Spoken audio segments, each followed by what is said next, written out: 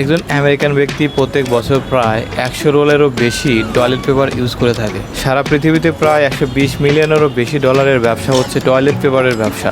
কিন্তু আমরা হয়তো অনেকেই জানি না কিভাবে এই টয়লেট পেপার তৈরি করা হয়। আজকের ভিডিওটি বেশ গুরুত্বপূর্ণ হতে চলেছে। আজকের ভিডিওটিতে দেখতে চলেছেন কিভাবে একটি সুন্দর সফট টয়লেট পেপার তৈরি করা যায়। তো বেশি দেরি না করে চলুন শুরু করা যাক। আর নতুন বন্ধুরা আমাদের চ্যানেলটিকে সাবস্ক্রাইব করে আমাদের সাথেই থাকুন। এটার প্রসেস শুরু হয় কাঠ সংগ্রহের মাধ্যমে। এই কাঠ সংগ্রহ করতে যে মেশিনটি ব্যবহার করা হয় এটির নাম হারভেস্টার। এটি টিম্বার হারভেস্টার মেশিন। একটি টিম্বার হারভেস্টার মেশিনের ওজন প্রায় 18 টন। এই মেশিনটি প্রায় অনেক ধরনের কাজ একসাথে করে থাকে। এই হারভেস্টার মেশিনটি সর্বপ্রথম কাঠগুলো কেটে গাড়িতে লোড করে দেয়। এই গাছগুলো ব্যবহার করা হয় টয়লেট পেপার তৈরির জন্য। কিছু সংখ্যক গাছ যেগুলো টয়লেট পেপার হিসেবে ব্যবহার করা যায়, এর মধ্যে কিছু সংখ্যক গাছ আছে টয়লেট পেপার বানানোর কাজে ব্যবহার করা হয়।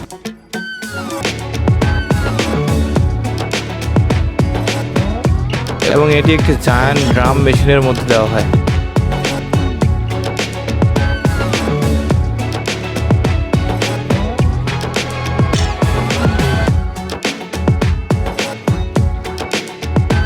তারপর চিপসের মতো করে টুকরো করা হয় এবং এটিকে ড্রাই করা হয়।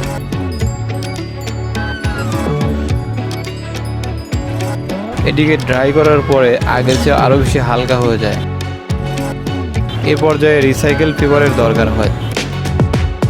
পরবর্তীতে এক ধরনের লিকুইড ব্যবহার করা হয় যেখানে রিসাইকেল পেপারগুলোকে এঁটেল মাটির মতো করে ফেলা হয়। এটা হয় শুধুমাত্র রিসাইকেল পেপারগুলো থেকে। তবে গাছের টুকরোগুলো রিসাইকেল এবং লিকুইড ব্যবহার করার পর অনেকটা এমন হয় যেটা দেখতে অনেকটা ফ্যানার মতো। এরপর এই কাঠের টুকরোগুলোকে বেশ কয়েকবার ডিকম্পোজ করা হয়।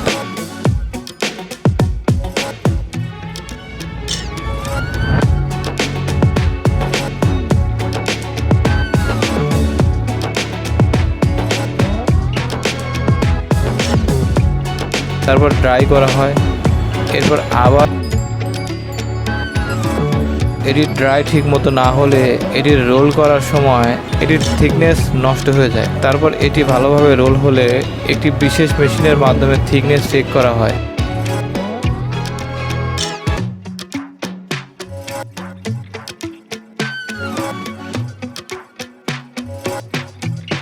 এটির থিকনেস ঠিক না থাকলে এটিকে আবার রোল করা হয় এবং আবার রোল করা হয়। এটির রোল করা শেষ হলে এটির ভিডিওতে। ততক্ষণ ভালো থাকবেন। ধন্যবাদ।